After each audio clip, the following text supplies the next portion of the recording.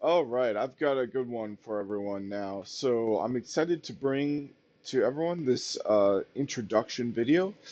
We're going to be learning about the Sovereign AI Stack book. So this is explains Pragmatic AI Labs solution to sovereign AI and trusted computing in Rust.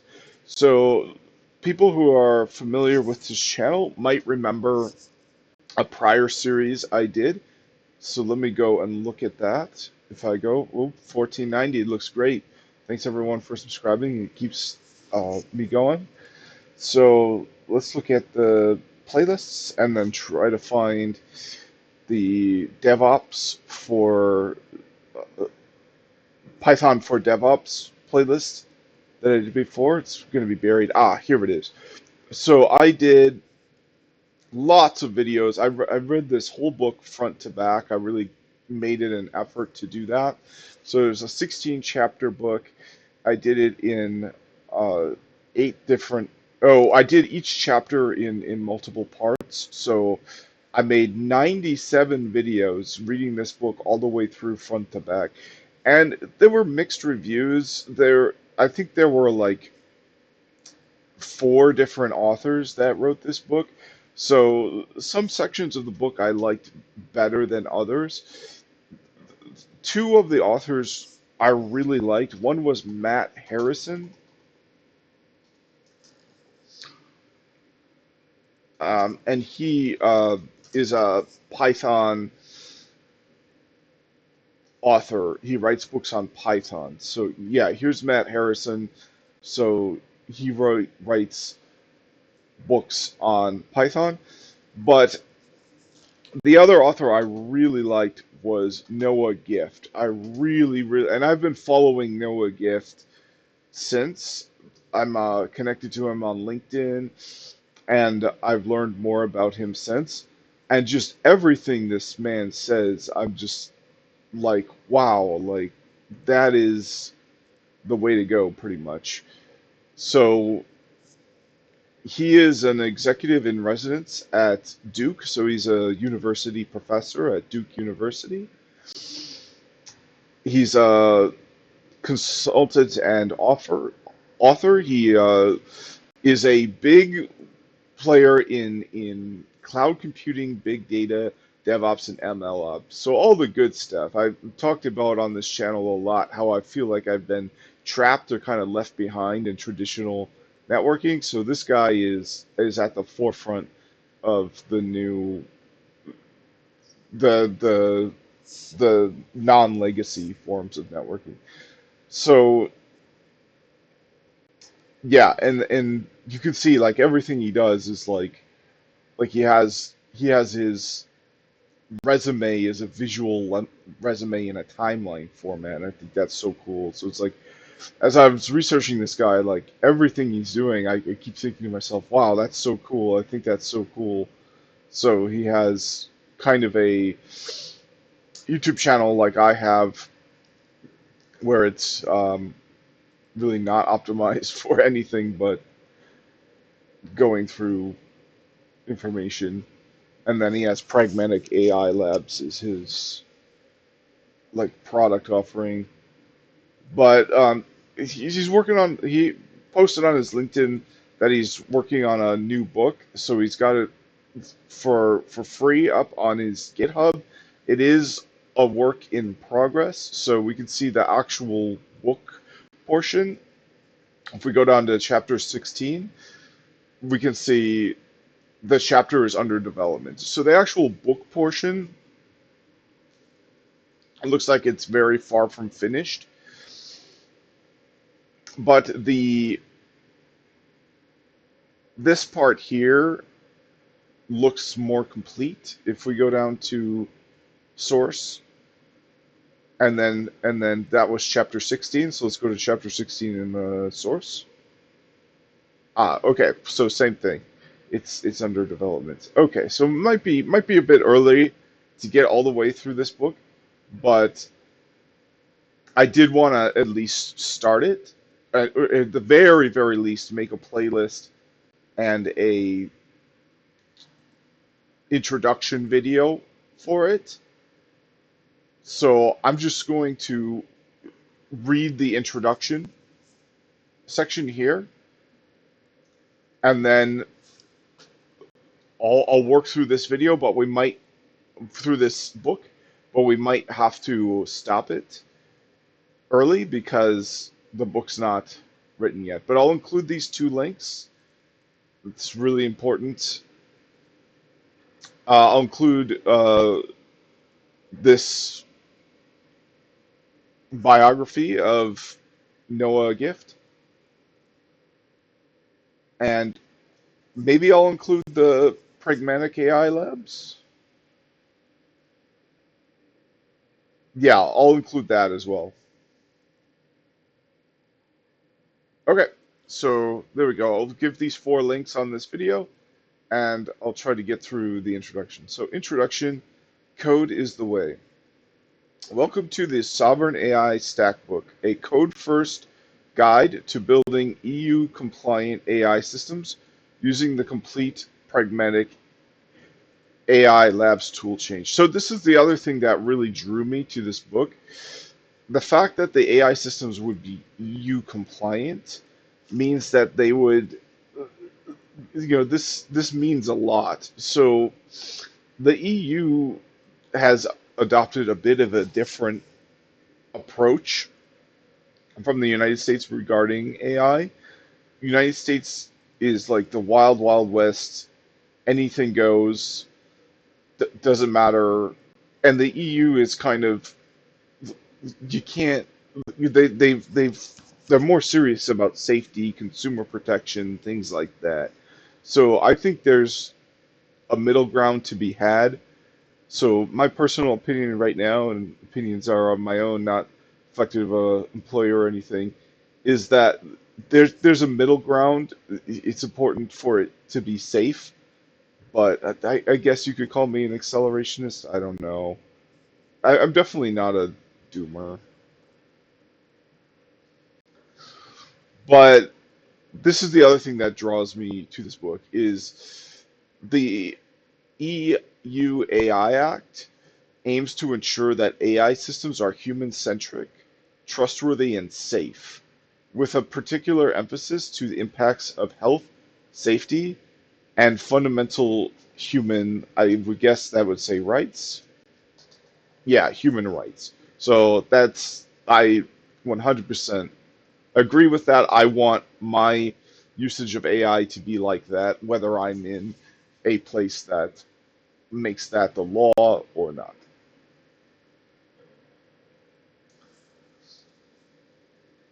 Okay, so this is a code first guide to building EU compliant AI systems using the complete AI pragmatic AI labs toolchain. And this is the other thing that drew me to this book.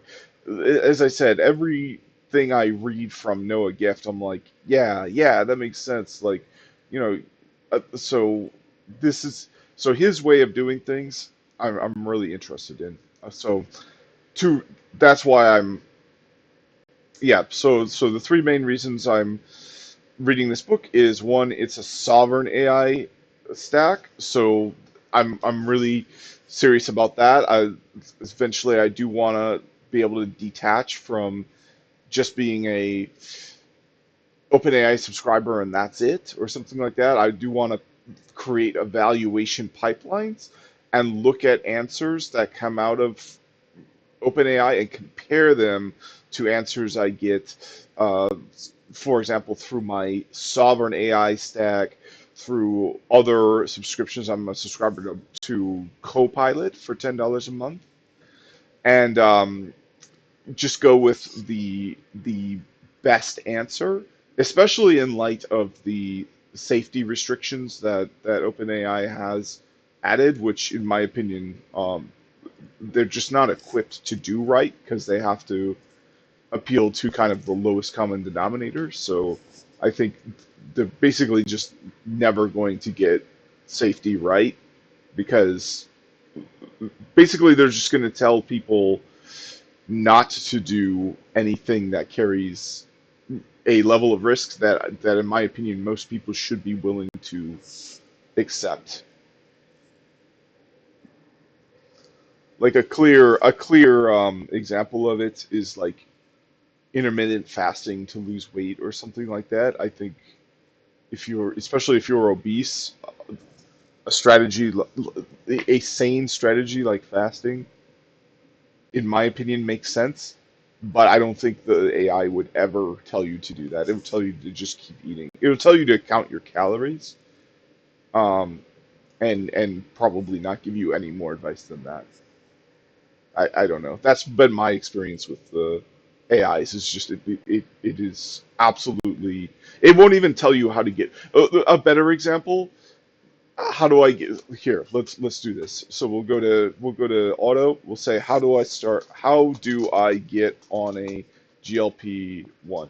And it'll just say ask talk to your doctor, and then that's it. That's not an acceptable answer for me. Um, yeah. So it follows my system prompt. My system prompt um, does that, but so my system prompt is okay.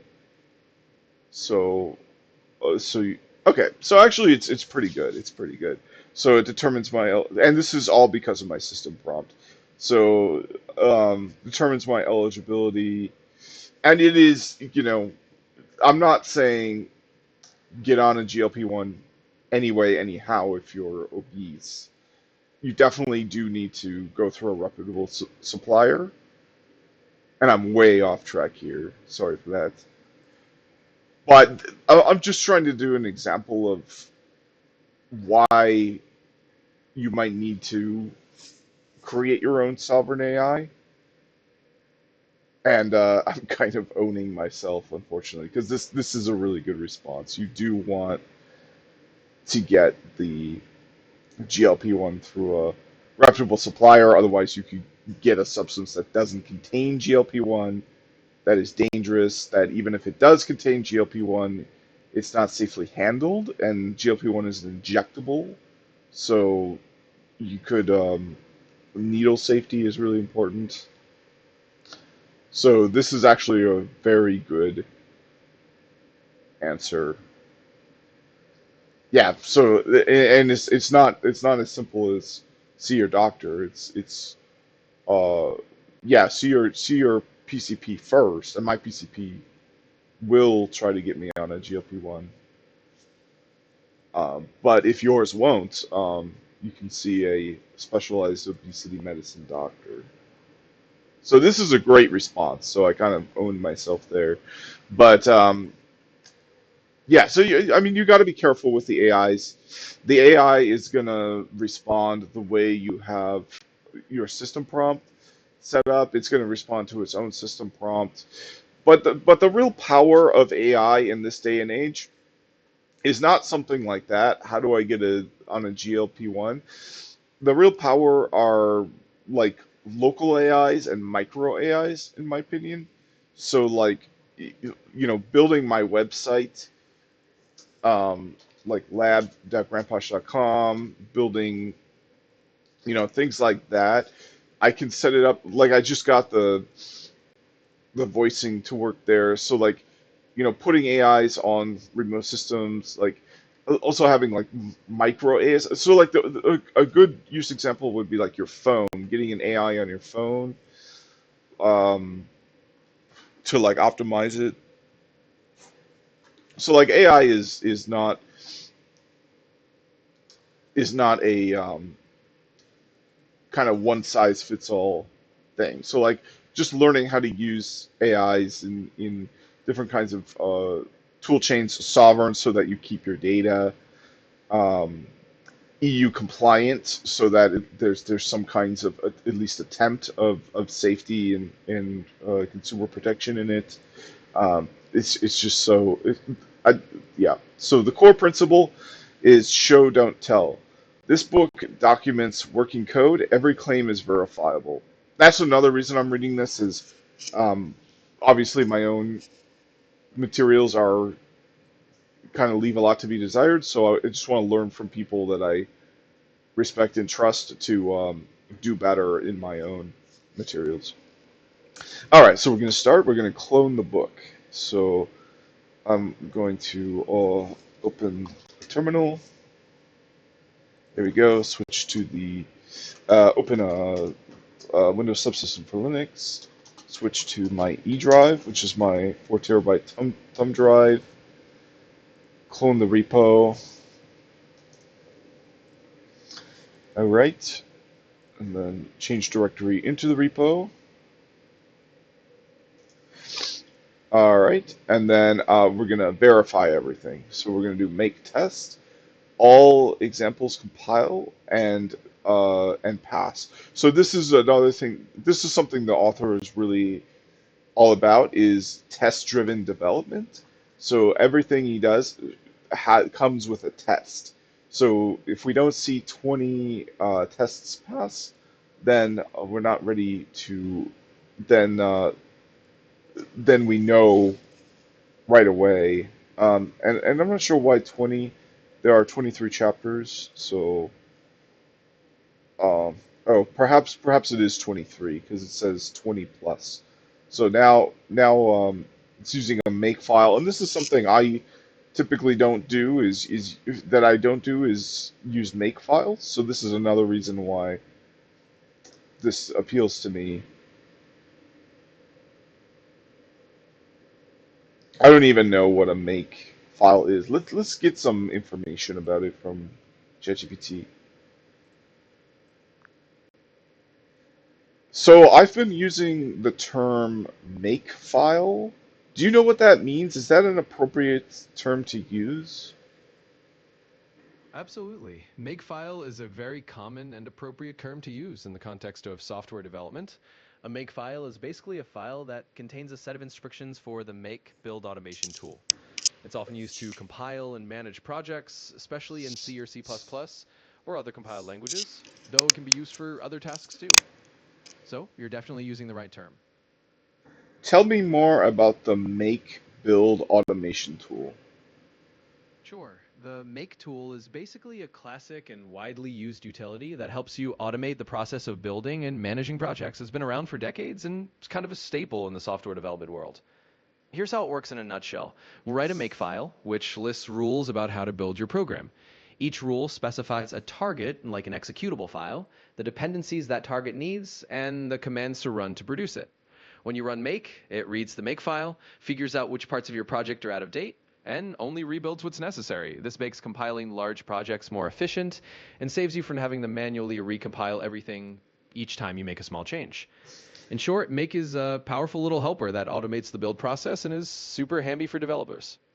Okay, so would you say it's fair to say that make is the built-in default command in Bash that compiles?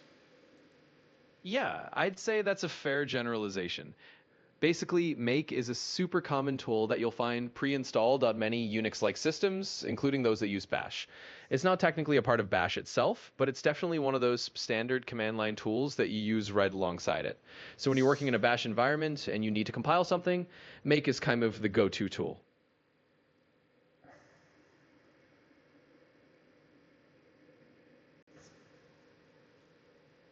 Oh, what do you mean it's not technically a part of Bash itself? It's a Bash command, isn't it? Yeah, so that's an interesting distinction. Basically, when I say it's not technically part of Bash itself, I mean that make isn't a built-in Bash command that comes as part of the shell's own internal set of commands. Instead, make is a separate program that's usually installed on your system. Bash just provides the environment where you type commands like make, and then Bash runs that program for you. So in short, Bash is the shell, and make is one of the many tools you can run from that shell. It's definitely a common and standard tool, but it's its own separate utility. Gotcha. So if I just go on a like fresh Linux installation and I type make, you don't think it would have it? Exactly. Yeah, most of the time, if you hop onto a fresh Linux installation, something like Ubuntu or Fedora, Make is probably going to be there by default because it's such a standard tool. But technically, it's not guaranteed to be part of the bare minimum Linux install. It's just that most Linux distributions include it because it's so commonly used. So in practice, you'll almost always find it ready to go. Okay, gotcha. But there are some cases where you'd have to install it via a package manager. Exactly. Yeah, in some cases, if you're on a super minimal Linux installation or something that doesn't come with development tools pre-installed, then you might have to install Make yourself. You just use your package manager, like apt on Debian-based systems or DNF on Fedora, and install the Make package. But for most standard setups, it's already there waiting for you. But that would never be the case with something like ls or cat, right? Right, exactly. So commands like ls or cat are what we call core utilities, and they're pretty much guaranteed to be available on any Unix-like system right out of the box. They're considered part of the core set of commands that come with the operating system. So you never really have to install those separately because they're just always there. With make, it's usually there, but in the rare cases it isn't, you just add it on. But ls and cat are definitely part of the standard toolkit from the start. Gotcha. And how do you see the core utilities? So the core utilities are kind of like the basic toolkit that every Unix or Linux system just comes with right out of the gate. If you want to see them, you can actually look in directories like bin or usr bin, which is where these fundamental commands usually live. So things like ls, cat, cp, fv, all those really fundamental commands are part of what's often called the GNU core utilities or core utils. They're always on the system and they just form the backbone of the command line experience. So yeah, they're just always there for you to use, and that's what makes them the core utilities. Gotcha. Bin, and then what is sbin? Yeah, so SBIN is another one of those system directories, but it's a little bit special in that it typically holds system primaries. The S in SBIN basically stands for system or sometimes super user. The idea is that these are binaries or commands that are usually meant for the system administrator or the root user to run. So things you find in SBIN might be commands for managing disks, configuring network interfaces, or other tasks that a regular user wouldn't need to do every day. In short, SBIN is kind of like a special toolbox for administrative tasks, while bin is for the everyday user commands. Gotcha. And do you have to use sudo? Do you have to be sudo to use sbin commands? Yeah, in many cases, you do. A lot of the commands in SBIN are really meant for administrative tasks, so you often need to run them with elevated privileges using sudo if you're not already the root user. It's basically a safeguard so that only someone with the right permissions can make changes to critical parts of the system. So if you're just a regular user and you try to run something from SBIN, the system might say, hey, you need to be root or you need to use sudo to do this. And that just helps keep everything secure and safe. All right, I'm trying to see if make is in bin or sbin. I have a feeling it's in bin because I don't see it in sbin. Yeah, but you've got a good hunch there. Typically, make is indeed found in a directory like ESR bin rather than sbin. It's considered more of a general user level tool rather than a system administration tool. So if you're looking around, you'll almost always find make living in one of the standard binary directories for regular user commands. So you're spot on with that guess. All right, so moving on. So we did make tests, all examples compile and pass, 20 plus tests. Now we've only got, uh, let's see here. So we've got, let's see here, 20 plus tests.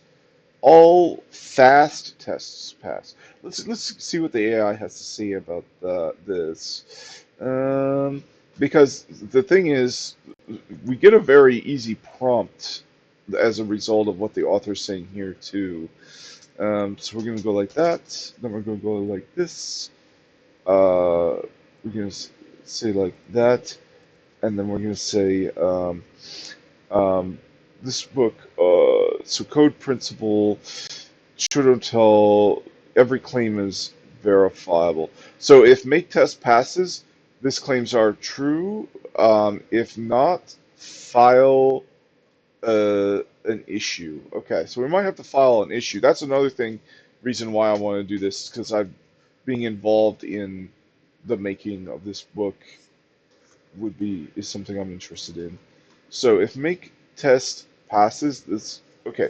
So tell me. So we can say so tell me, did all the tests pass, and are all the book's claims true?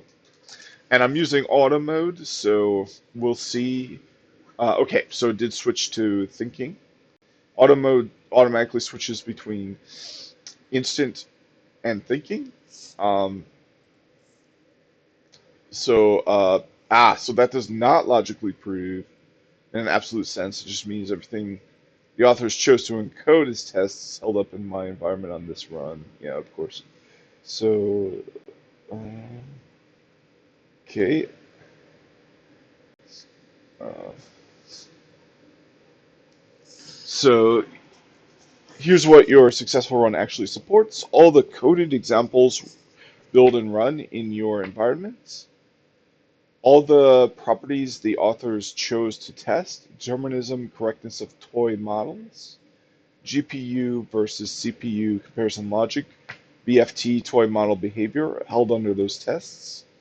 That provides strong evidence that the technical core of the book is consistent with its claims as implemented in code. But there are some hard limits. Tests do not equal complete truth coverage. Tests only cover what they check.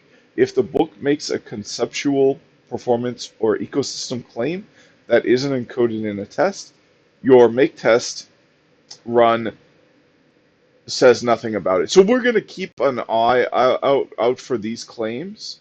I think this is important because if this um yeah, so this book seems to be very serious about the idea of having every claim it makes be verifiable. So I will, I think, go ahead and call it out if it makes a conceptual performance or ecosystem claim that isn't verifiable. I think the author would want me to do that. All right. Number two, modeling versus reality. A lot of these are didactic models. So it's not a real, so it's a toy BFD simulated GPUs simplified uh, ML parameters. So we're not using a real model that you can deploy into a real environment. We're using a model that is simplified for the purposes of learning. The tests verify internal consistency of the models, not the entire real world behavior of production systems.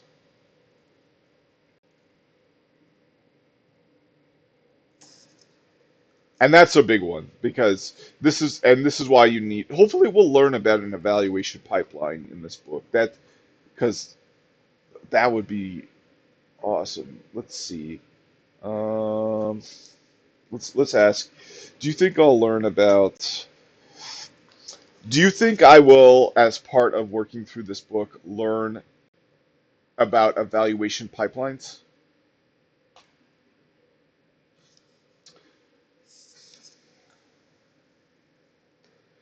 All right. So the third thing is environment dependence. Your run verifies these properties hold on this commit, this tool chain, this platform. Future changes, different compilers or edge environments may behave differently. And this is a big one too, because I find, just because you read a textbook on something doesn't mean you can apply it to the real world. Um, so yeah, when you actually get a contract or a job somewhere and they give you a Mac when you did everything on a PC, or they uh, just don't give you a computer, or they don't give you admin pro. The biggest one that I've seen is they lock you down really hard and don't give you permissions on your computer to do basically anything. Like anytime there's a sudo command in a textbook, that's a potential contention where you go on the real job and now you've got to try to hunt someone down. You've got to try to convince, beg, and plead to let me like make a user and a user group on the system or something. Or you've got to submit a ticket and wait for somebody to come back from vacation for 2 weeks to just like do something, just modify a configuration file, or like so this is probably the biggest one for me is depending on how the books do things. It's either like legitimately not the best way to do it in an enterprise, or the way the enterprise is set up is not conducive to you actually getting your job done. So, yeah, so that can be a big limitation. If the book says everything in here is verifiable and true, you can do it by, modifying the system files and not the user files. Well, big companies probably don't want you to do that. You know, it just depends on the job you have. Some are um, can give you anything you need.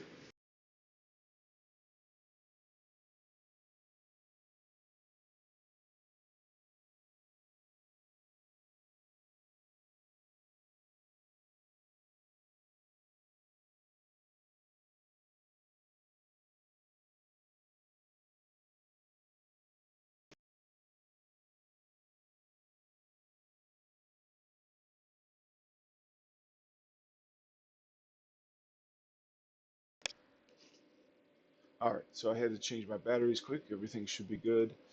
So, yeah, so the precise statement is all the tests in this repo passed on your machine.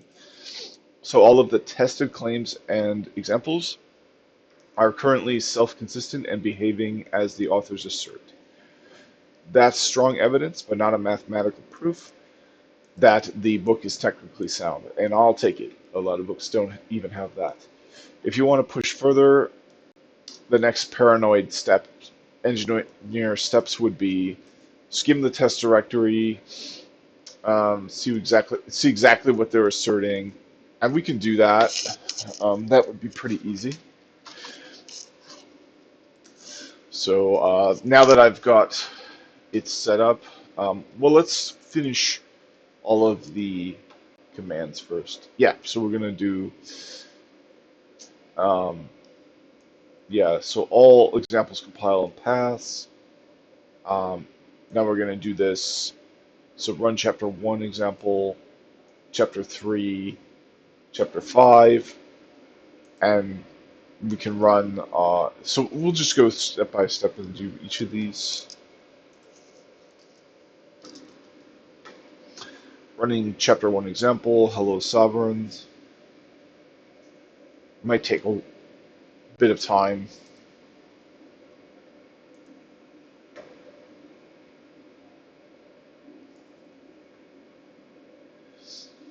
Okay, so if you actually work through this book, you will get to evaluation and pipelines, but in a very systems plus test plus compliance way, rather than let's just hack together some eval scripts, which, boom, there we go. That's what I want.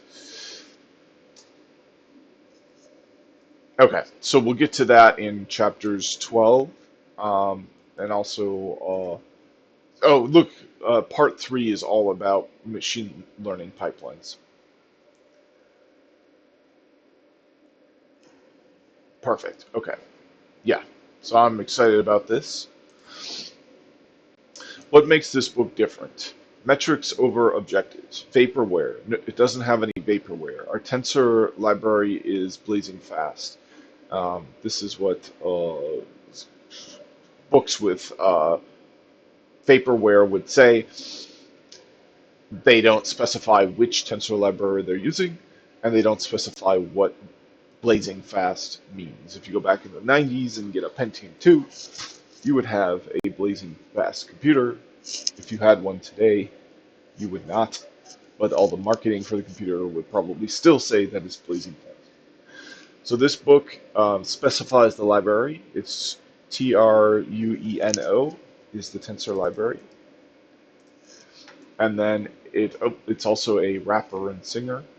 Um, uh, Not familiar with that, so just gonna close that tab. Um, it achieves 11.9 times speed up via SIMD. And you can see that occur with the um, make command, compiling chapter 3 to see the SIMD speedups. Another vaporware sort of claim is high test coverage ensures quality. So these are more empty terms that don't contain any real information. High test coverage. What does that mean?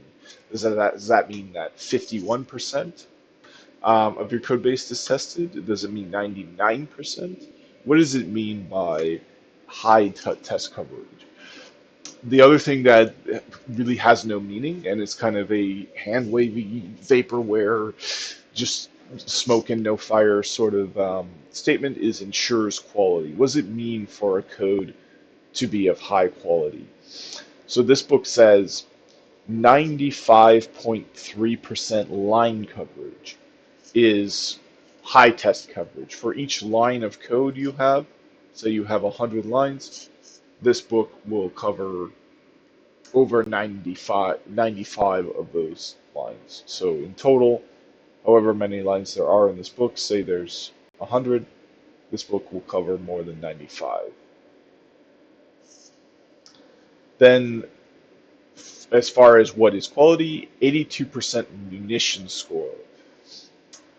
That's another, I think that's another part of the testing. Um, the final thing is a TDG grade of A minus. I'm not even sure of that. So let's go to the AI with this and ask about that. Can you please break down for me the terms line coverage and mutation score?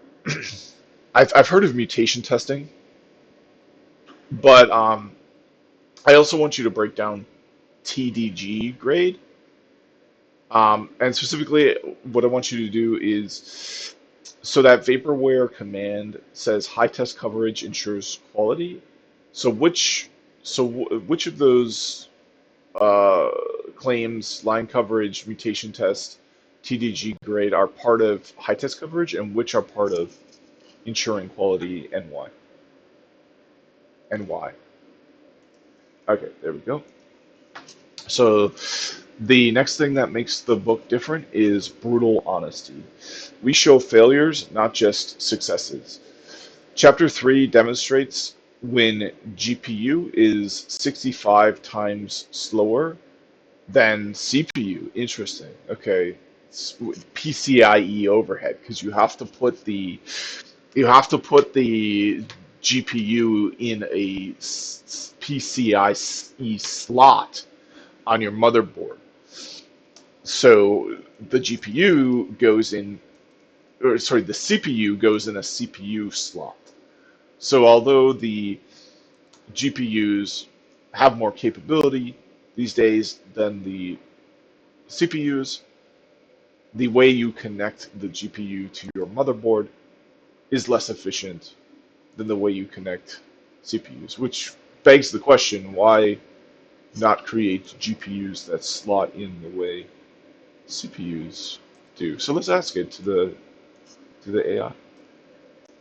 We'll do pro mode and leave it to think on that. Why aren't GPU companies taking advantage of the ports, or the sockets, or the way that you put in a CPU into a motherboard? Is it correct to say that GPUs are disadvantaged by their dependency on a PCIe slot on a motherboard in comparison to the way that a CPU is slotted into the motherboard? All right, I think that's a good question. Genuinely curious about that, so we'll see what the AI says. Um, so, quality enforcement examples show real uncovered lines. Okay, so it'll point out the lines that haven't been covered. All benchmarks include variants and test environment specs. Not sure what that means. So the other thing that makes this book different is there's zero vaporware, and this has been a big. This is why I don't like textbooks. Is I can't get their examples to work. So hopefully that's what this means. So for every example compiles with cargo build, passes tests with cargo test, runs with cargo run, benchmarks with cargo bench. No coming soon features, no left as an exercise. All code works. And of course, chapter 16 does say, it literally says coming soon. Well, it says chapters, but the book's not finished yet. So this is an aspiration for the book once it's finished.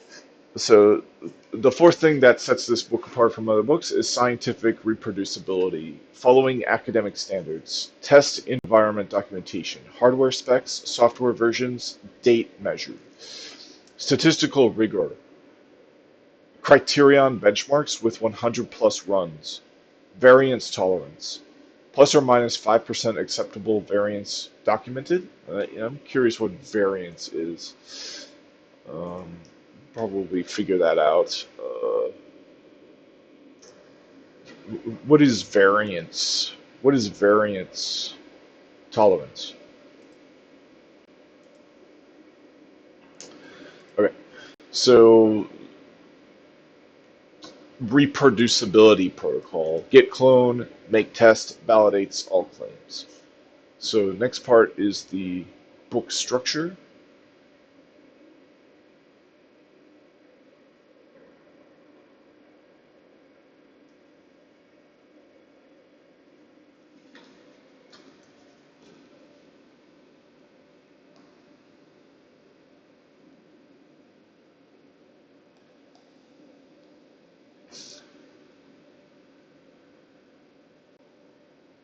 Gotcha. So next part is the book structure.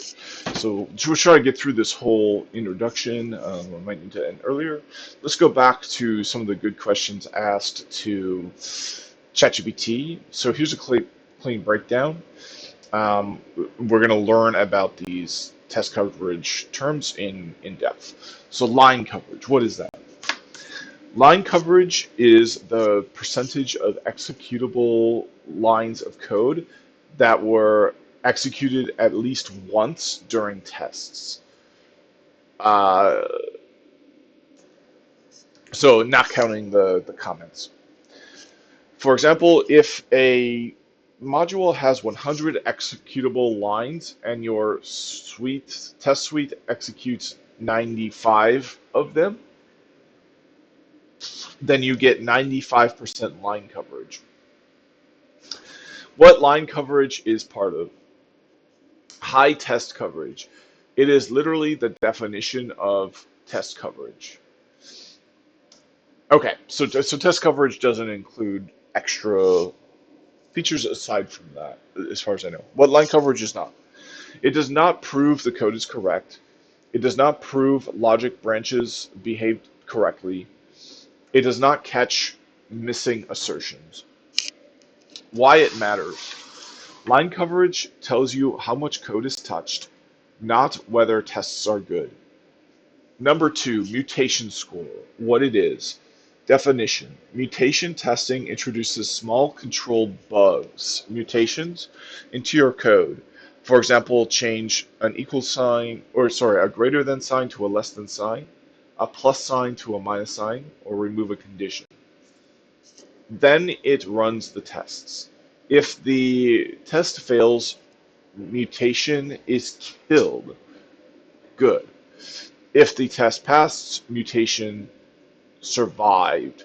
So if you create basically a mutant code and everything goes through fine, well, now you've got code that doesn't work the way you intended, and that is very, very bad. So a mutation test creates variants of the code and sees what happens with these variants. And if what happens is it leads to the test failing, it calls out that there is a variant here that is doing something unintended, then it passes, because that's what you want to see in your code. You don't want little variants to change the outcome in a way that's not predictable. All right, so mutation score equals number of mutants killed divided by mutants generated. What mutation score is part of? Quality assurance. It measures test strength, not size. Why it matters. High mutation score equals your tests catch realistic bugs. Low mutation score equals your tests are weak even if coverage is high. Key insight. A project can have 95% coverage but 10% mutation score, meaning tests touch everything but assert nothing meaningful. All right, so what is TDG grade? It is test-driven grading. It measures test rigor across multiple dimensions, weighted into a single numerical grade. A TDG, test-driven grading grade, typically includes line coverage, branch coverage slash condition coverage, which is different from a mutation score. It also contains negative tests slash edge cases, determinism checks, reproducibility guarantees, quality gates compliance, PMAT gates in this book. TDG equals a composite quality score, not just coverage. What TDG is part of? Quality assurance. It aggregates coverage, rigor, error detection, and reproducibility into a single defensible measure. Why it matters. Line coverage tells you, did we touch the code? Mutation testing tells you, would we catch bugs? TDG tells you, is the entire testing ecosystem industrial grade? So which claims fall into which buckets? So high test coverage, line coverage, quality tests are mutation and TDG grades. Why? Because line coverage measures the quantity of executed code, not the correctness. Mutation score measures ability of tests to detect real faults. And TDD grade, or TDG grade, measures, or it is a composite gauge of test rigor, determinism, correctness, coverage, and compliance. So coverage doesn't equal code quality.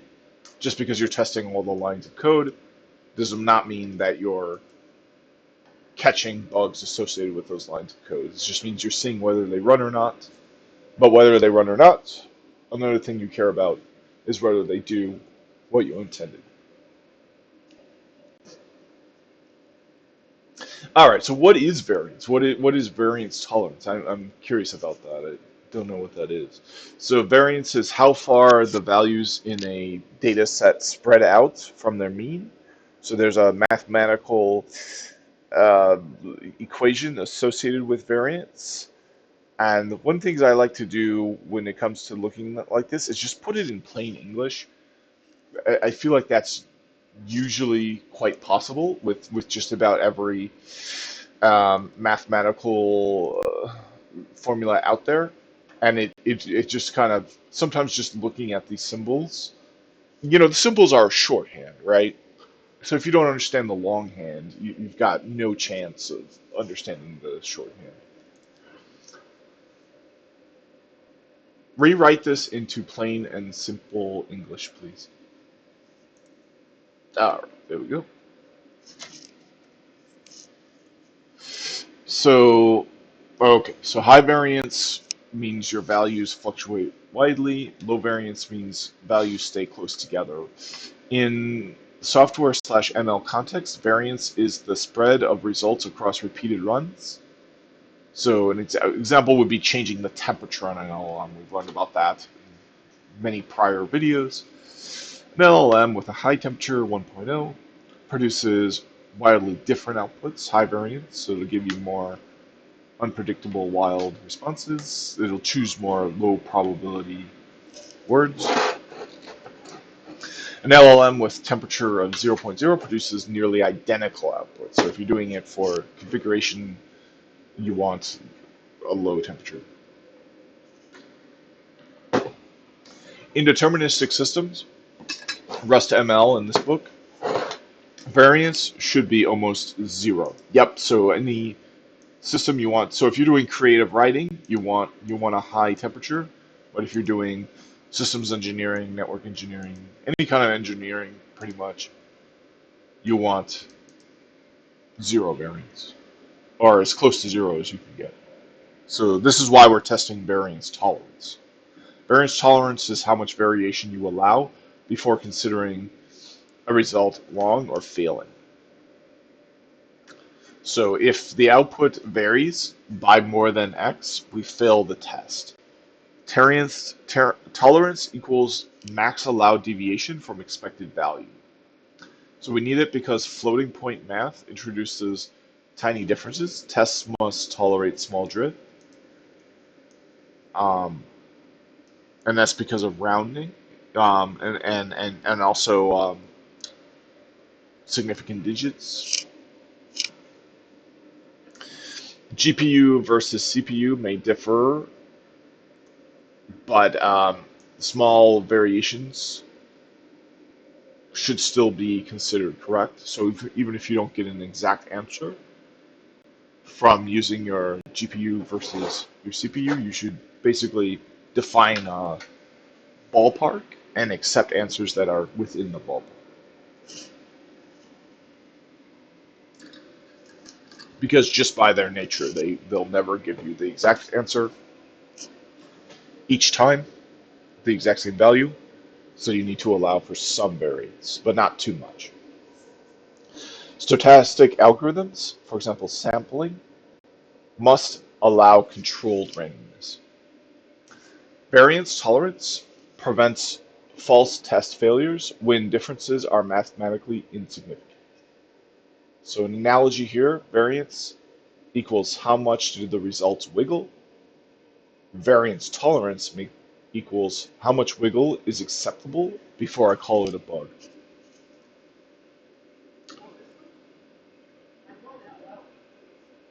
All right, and that's it. So next video, we'll dive into the book structure. Thanks for watching. See you in the next one.